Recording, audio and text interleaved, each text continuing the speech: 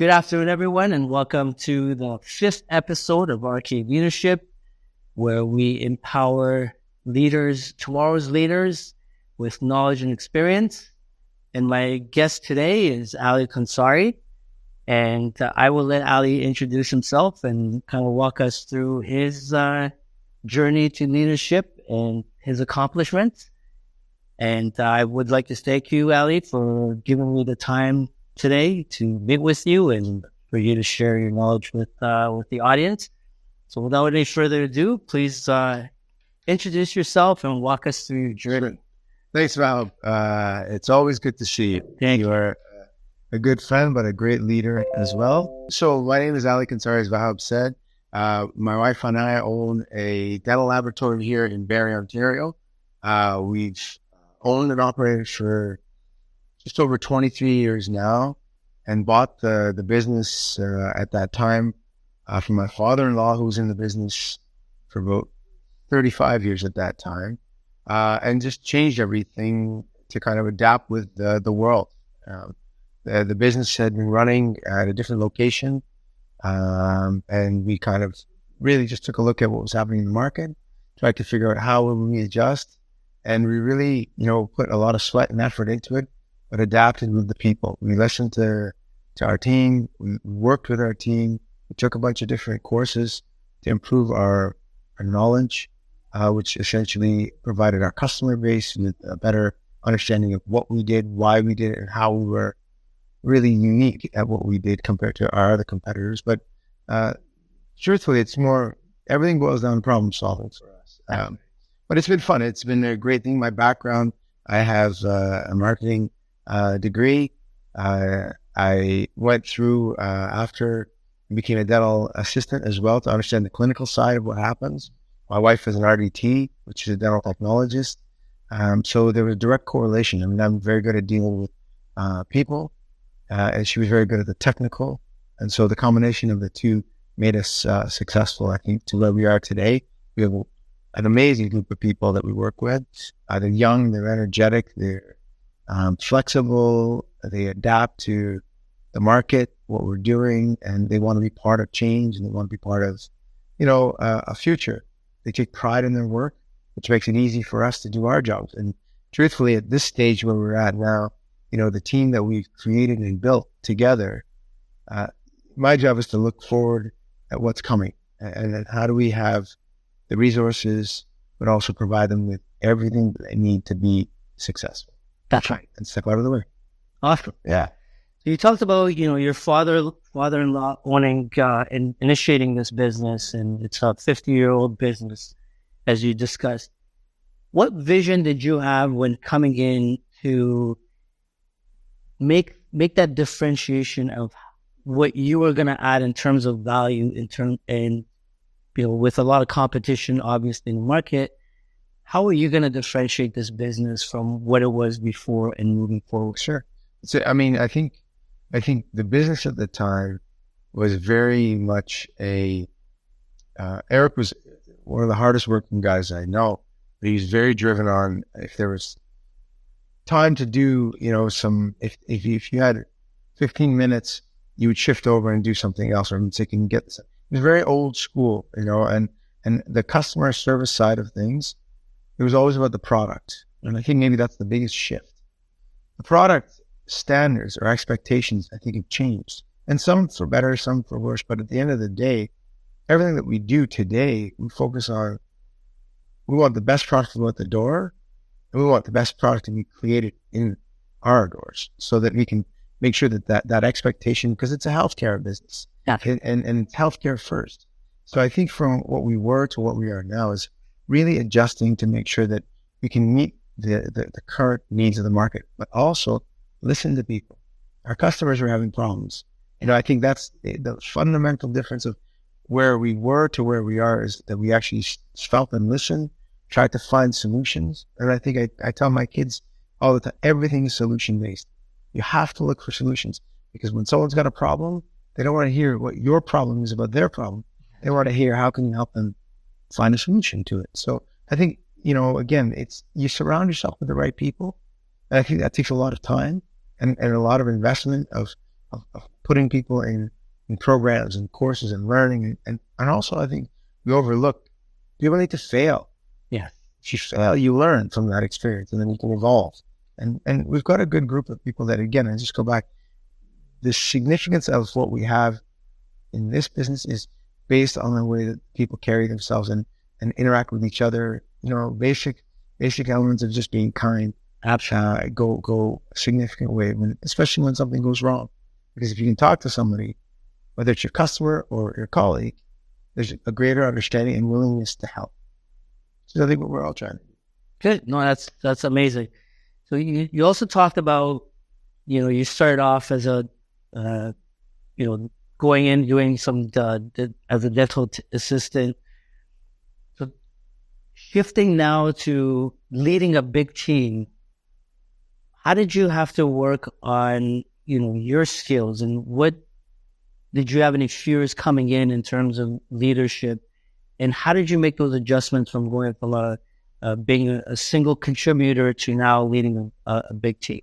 I think you don't know what you don't know. That's right. Right. And I think as you look in the industry, whichever industry you're in, you have to find people to help you. Also identify how you can grow and be more mentors, to kind of give you some direction and learn from them. I never try to recreate something because there's people that are doing these things. I just want to understand, how do I make things better?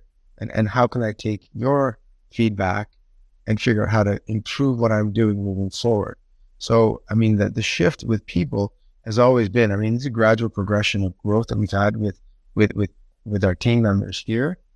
But as you've gone through them, we've gone forward and we've gone backwards. Yeah. It's very humbling. And it's not just financial driven. I think, you and I, we share a lot of the same values of, it's not a dollar component. Everybody should make a good living and everybody should work hard. But if you're only focused on the dollars, it's the hardest thing to chase, and it's short term. Yeah. So our philosophy has always been, how do we provide the most sustainable environment for our employees to maintain, and our community to maintain good jobs so that they can progress? And if we can do that, then we're doing great. So, yeah. That's great. Now, you also have a GM that runs your business for you. But when you're going out and looking for another leader to run your business, what are you looking for in terms of traits and character? And who do you want to be put in that place to run the ship? Sure. So good. I think that's very, it's a difficult question, because you can go through the general things of, do they have let's call it the academic or theoretical background of what's required? Yeah. That's one part, but I think you've got to assess, what are the key things of your business? It's not just the individual. Kevin's background was in the dental community. He came here, and it's just about what level of customer service. So, I trust Kevin with everything. If he wants, or truthfully, we trust anybody in this place. All of our senior leaders, supervisors, if they want to buy a piece of equipment, they can. They just need to look at their team and justify why they want that. If a technician wants to stop how we process certain things on the floor, they can, but they have to justify why. So everything for leadership to me is building the people around you that will also help evolve what you're doing as a group, not just as a business per se, but as how do you help, bring everybody, and I'm not describing it very well, but I think in the role that Kevin has, I think the level of customer service matched what I would want, what I expected. So that's what I look for. I look for the ability for someone to have a conversation with anybody, and also the ability to kind of step in and help in any way. We've had cases where, one example I can give you really quick is, we had a case that came in and something got mixed in the front as far as on the shipping and receiving side. One of the dates got mixed up, which can happen when you're processing these cases. But we didn't just say we couldn't do it. We coordinated to make sure that the case got done. Somebody stayed to help to do the work that needed to be done. Somebody then had to make sure that everything got invoiced, shipped, and was accurate. But then the shipping side, we didn't have enough time to ship it. So Kevin got in the car and drove it up to Sudbury for the next morning. So it's an example My point is that everybody is helping everybody. That's the type of leadership that we need, especially when your GM takes that case at 4 a.m. and drives it up to Sudbury to make sure that the patient and the office receive that. And their expression when he shows up is exactly why we all do what we do and take pride. So finding the right people is the most important thing. And everybody says that. But there are really good people. And I think one of the important things too, Val, is it's not just a lot of young people are really, really excellent. They just need hope.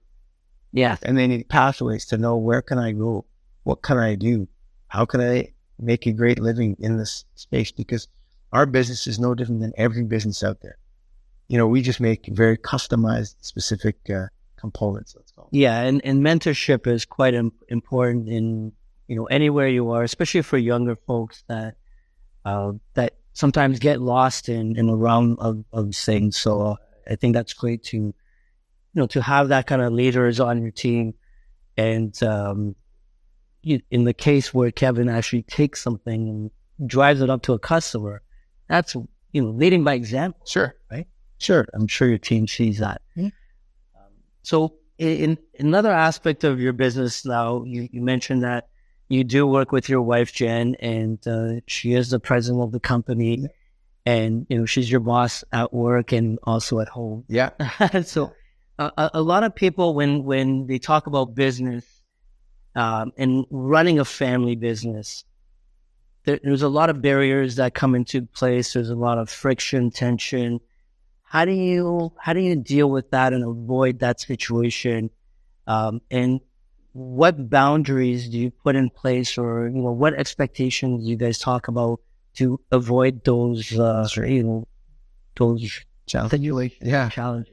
I mean, listen, anybody who's in a family business will tell you that it is extremely difficult because those boundaries change all the time. That's right. So I think when Jen and I started working together, I stayed on all the HR customer service side of it, and Jen was all technical. Very clean line down the middle. Mm-hmm. As we grew, that line got blurred because technical and customer service had to interact. And as I kept evolving, there was just more things that would accumulate. And I think that's where you really identify the skill set, because Jen was excellent she's a phenomenal technician, but she didn't want to manage people. And that's not her forte, and that wasn't her area of expertise. So that's kind of where I was very good at managing people. And that's where I was able to kind of take over that side as well. But you're constantly changing it. But it's a real difficult thing. And I would say in families, the more people that are involved, you need to have one leader to give the direction, and you have to have everybody agree that that's the direction we want to go. That's right. And if you establish that at the beginning, it makes it much easier, and you can prevent a lot of unnecessary time, trying to identify who does what, who's responsible for what. And even in here right now, I look at all of these guys as part of our family, essentially, because they all run parts of this business. Yeah. And they all have to work together collectively. So family or not, when we're here, we're responsible for everybody. Yeah. So that's a critical part that it if it's addressed at the beginning, you have more success. It's still challenging, no matter what anyone says. And then, but I would say the balance that exists is in your life with people, kids, schools, all of these things. You have to look at it and be fair to everybody that you're working with as well. And if you can do that, you're moving in the right direction. Yeah, no, that's amazing, because again, I bring that up because you've done such a great job, not only from a family perspective, but from a business perspective as well. So, kudos to you for doing that. What I wanted to talk to you about next was innovation. Innovation, I know you guys talk about that on your website as well, and the importance of it to you. And I want you to talk to us about what innovation means to you, and how do you try to keep up with technology, and how do you implement certain innovations in your business? Sure. So again, I think everything is changing everywhere. Technology is, AI, everybody talks about all these amazing things that are happening, and they are. But fundamentally, you have to have people running at this point. So how has technology changed? I mean, so our business, if you ask me 6 or 7 years ago, did I think we'd have, printers, mills, scanners, all these things in here, I would have said no. But that shifted so quickly because we realized that there was processes that were improved significantly with some automation. That's right. So, at the beginning, I had this concern that, oh my gosh, we're going to lose all these, staff are going to be like, I don't want to work here, or I'm going to lose my job because of the technology, which is in fact the opposite. We've embraced it, and we pushed in the way that said, look, if we're going to, implement these technologies, how do we do it so that it's efficient, but also helps, careers and pathways for people, but it requires them to also change the way they're thinking. So we've brought in scanners and mills. We've done different courses that we take to learn these processes. We go down to trade shows in the States where, you've got bigger dental conventions in Toronto as well. And then also too in Germany, that show what's coming, what's changing in the industry. How do we adapt to what's needed? And do we want to adapt to some of it? Because some of the technology, the life cycle on it isn't worth, committing the time and effort. And also the market, understanding what our market needs.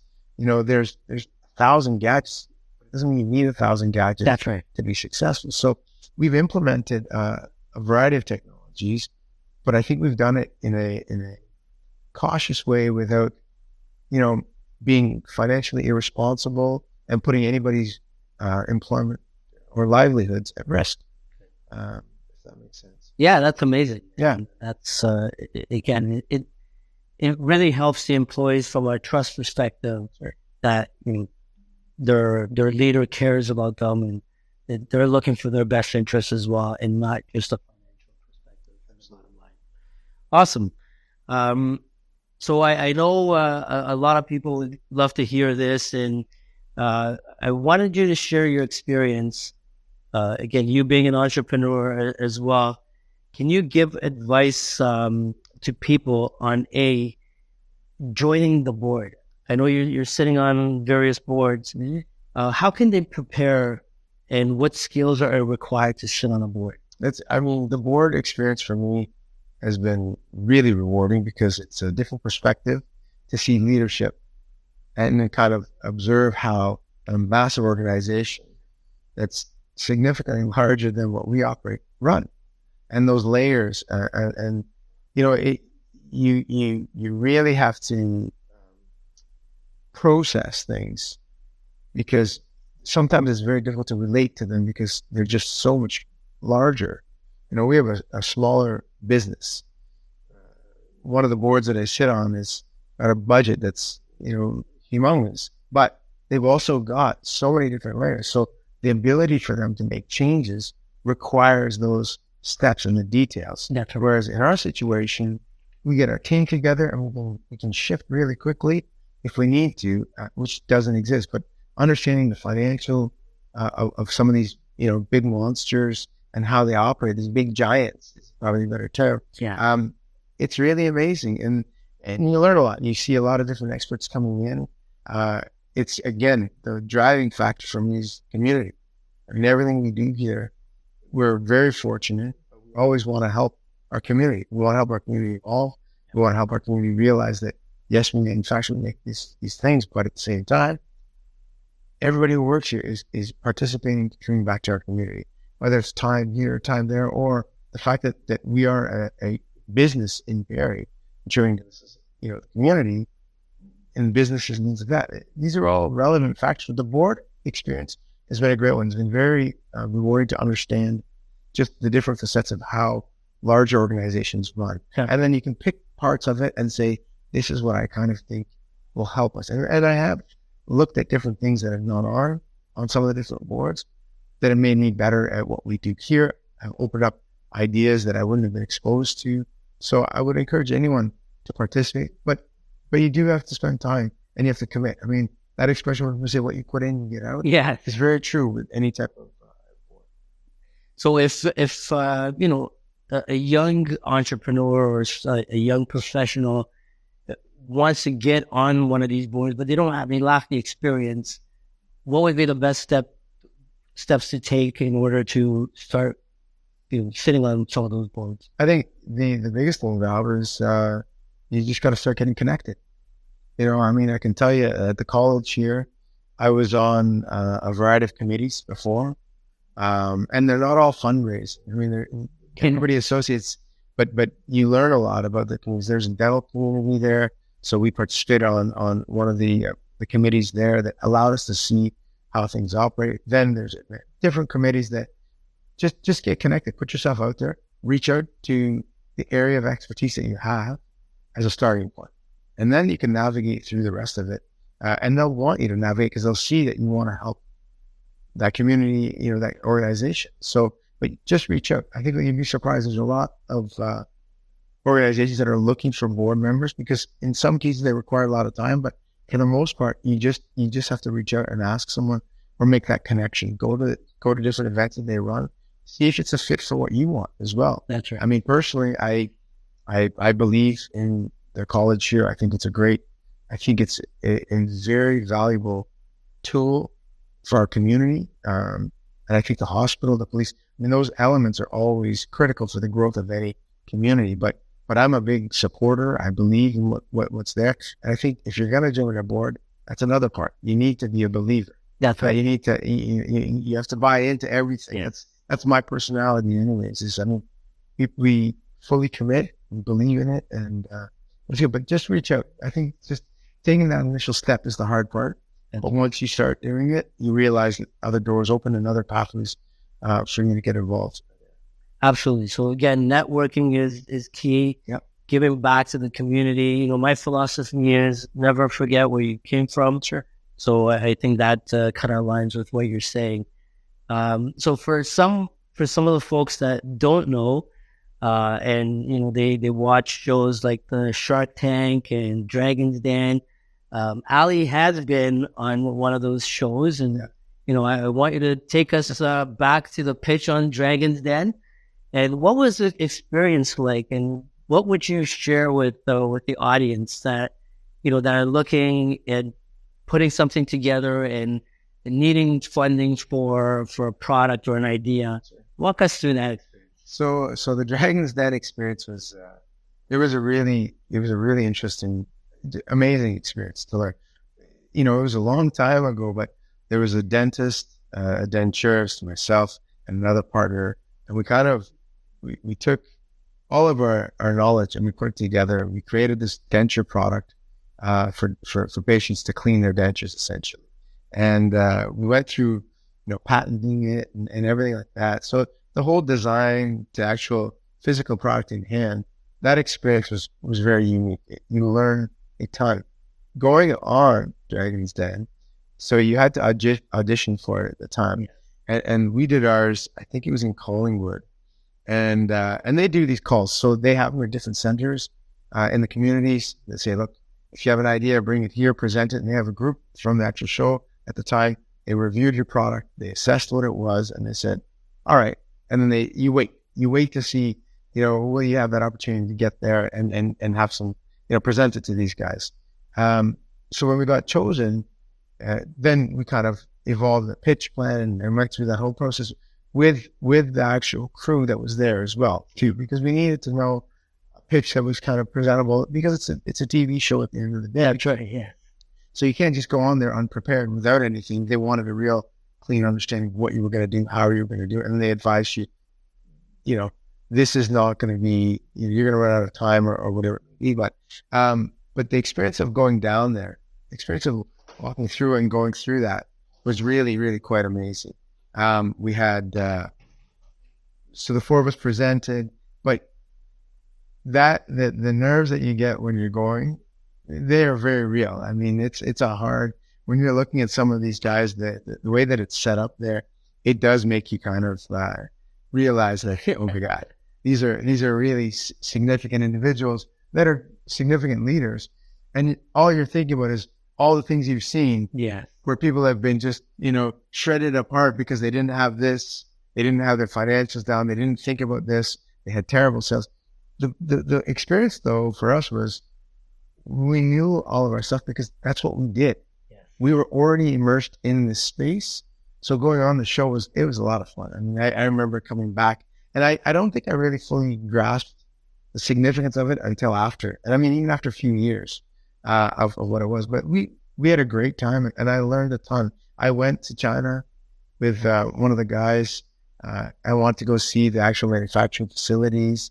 And again, I would never have done that if I didn't try to take that leap. But I was also fortunate enough that I was able to do that because I was looking around, and when I went, we had people here that were helping. So everything goes back to if you want to do these things, just surround yourself with really good people because they make you better, if that makes sense. But that experience was remarkable. We had another, with the same guy that I went to China with, we had two other products that actually were on that show as well after, awesome. which were great. And they were different. My friend was an industrial designer. And so we went down a path of creating some of these. And again, those interests were purely sparked because of that experience. Excellent. Yeah. Did you guys end up getting an offer from the Dragon? Remember you did. We did actually. Yeah. We had, so Gym for Living made an offer to us.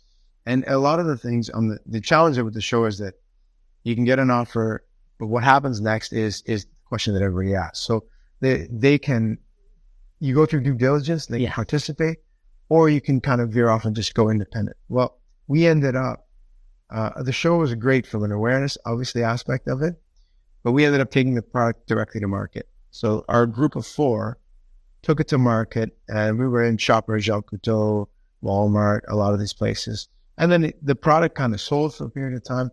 Product is still a great product, but at the same time, I think, the comment about when you work with a family, how do you divide the roles? And I think that experience, because all the guys that we were partners with were excellent, but everybody had different goals, I think, maybe. And if you can't align everybody together, you can have the greatest product in the world, but you may not find that path. The product will still navigate, but at some point you've got to kind of identify what that was. And I think that's what happened. The product's still available, but it's kind of running its cycle, unfortunately. But I still think it's great. Well, that's great. Yeah. So what would be the lesson that you'd like to share with again the younger folks that want to initiate that entrepreneurship or developing something from scratch? Yeah. And a lot of people do get discouraged because they don't see the results right away, right? So what would your feedback be to these people? So I think A recommendation. Yeah, no, my advice I would say to anybody is that you have to put time in. You have to be open to criticism. You have to be willing to understand that not everyone will go exactly the way that it should. And you got to be able to adapt to that. And there's nothing wrong with trying to find a different way to get to where you want to be. But you need clear goals of what it is. And you need to be kind and honest. Yeah. Because if you do those things, you'll find the right people. And if you find the right people, then you'll find the right pathway of getting to where you want to go. I mean, I think, when I was a kid growing up, I always wanted to be in a business. And it didn't matter what business, truthfully. I always knew I liked people. I was good at dealing with people. I understand how to help people. And I also knew that whatever environment I was around, I wanted to make it better.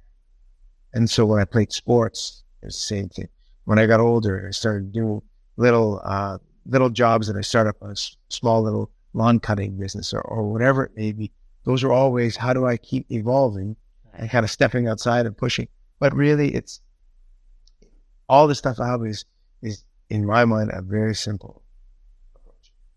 If you take pride in what you do, if you're kind, and if you can empathize with people, you just have to put your head down and realize if you're honest, you will be successful. But you have to work. Yeah. You can't, Jen and I, this is 23 years now, 22 years now. Wow. That we've been here. And I can tell you, when we started, we didn't have a lot, but we knew that together we could kind of keep it going. But that never would have happened if we didn't get all these other people involved. That's right. But I can tell you, there's a history with a lot of these people, and a lot of people don't know that. I mean, I went to high school with some of the guys that work here. I know some of the parents of some of the people that work here. So there's definitely a connection, but that connection is real. And I like that connection because I want people to know that there's a genuine care. That's right. And if we can do that, and we're small enough that we can do that, right? Again, going back to the board experience, there's a lot of organizations, they just don't have that ability to have that personal interaction. In this type of business, in any small business, again, that understanding what's going on with your team will make you more successful. Absolutely. And you have to do the work, you have to be kind, but just long term, that's the strategy for me. It's always been, making a buck isn't the solution. Trying to just churn dollar to make sure that your year looks good is the worst strategy. So, and it's not something that I grew up believing my values at my home. So that's kind of that's my feedback. What's fulfillment mean to you? What fulfills you in life? I think in different stages. I mean, right now, fulfillment is trying to find how do we keep evolving everyone's pathways. And I always say pathways because careers to me is a difficult word.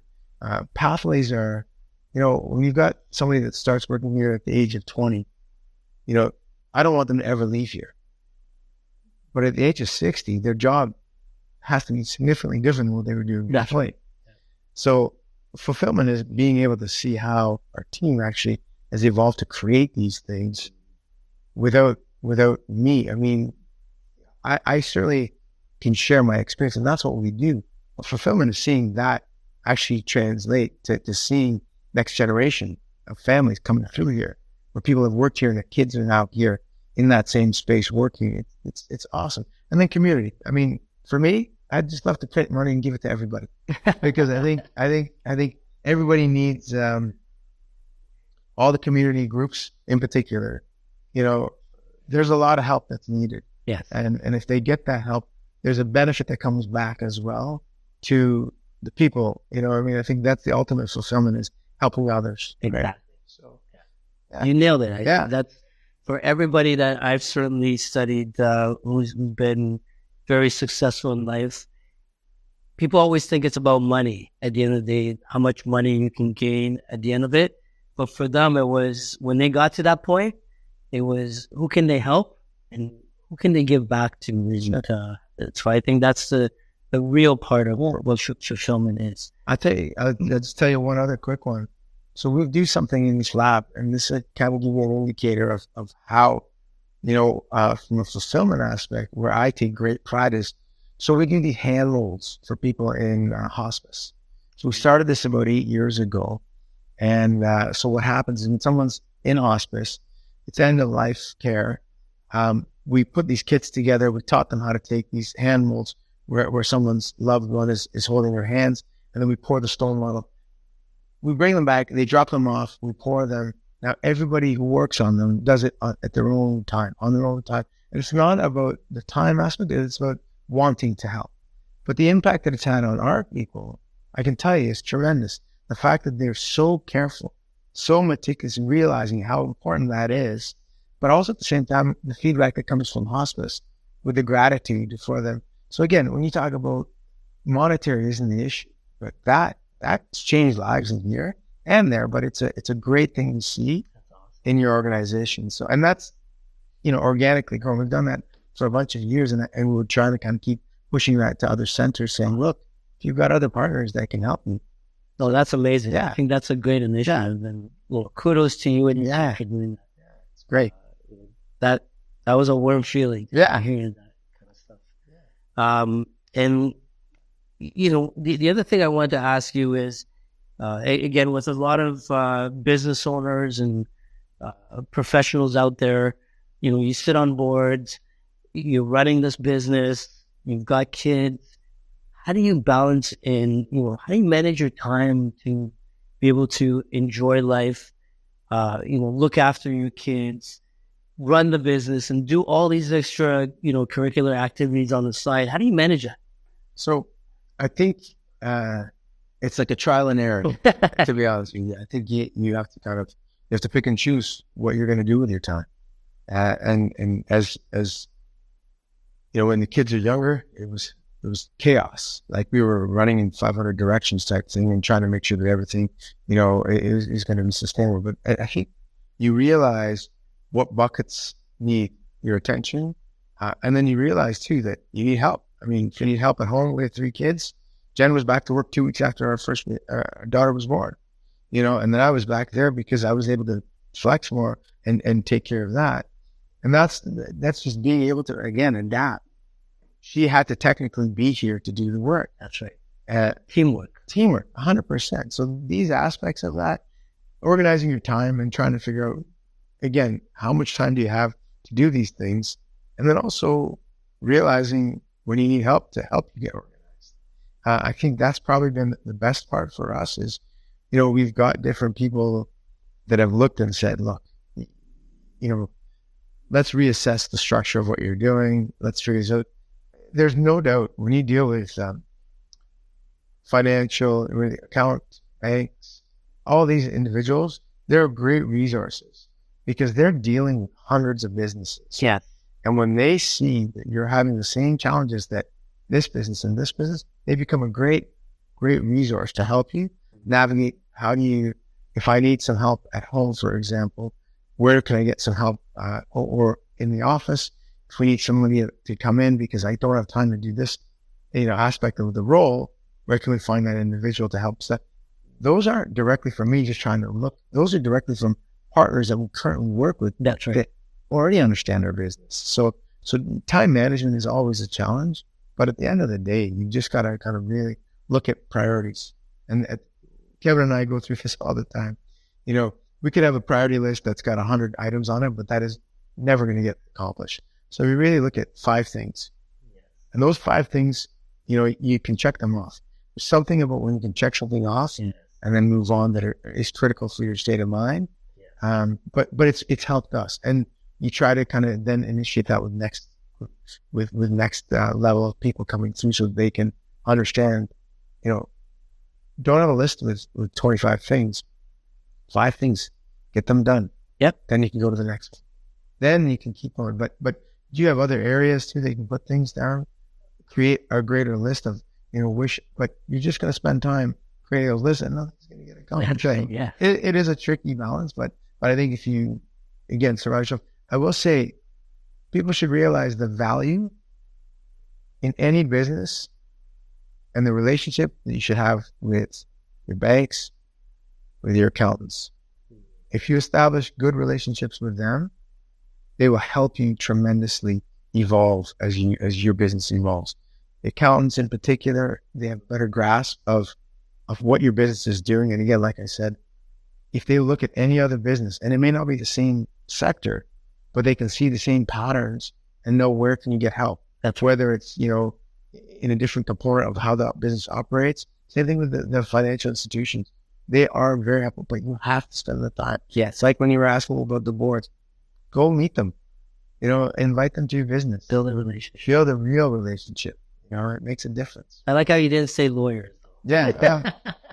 Everybody likes lawyers too. I mean, they are good, but go with the accountants of the financial institutions first. Awesome. No, I greatly appreciate your time, Ali, and I know how busy you are. And one of the things, you know, I love about this guy is he's a very successful individual, but at the same time, he's so humble and kind. Just like he says, kindness is very important, and he lives it. So I greatly, greatly appreciate, you know, your friendship over the years, your family values, everything aligns so well. And, you know, I'm grateful to have a friend like yourself, and I've learned so much from you as well. And I'd love to continue learning from you. And again, I want to thank you so much for spending your busy day with me and doing this podcast. It means a lot to me. It's my pleasure, Rob. It's, again, like I said, it's nice to see Uncle's involved with you as well. And, you know, when we were talking about this, and he said, Ali, how about doing one of these? I said, for sure. But realize, too, that there's a benefit when you find people in the same mindset. And this is exactly why it's so good. And that's why we've always been, good friends and gotten along so well with each other. So I appreciate you coming up here too. And thank you so much. Good experience. Thank you. And for all those, if anyone out there has any questions that they'd like to ask Ali, put your comments below or put your questions below, and I'll make sure they'll get sent over to him, and hopefully he'll find some time to answer your question. Have a good one, everyone. Take care. Thank you.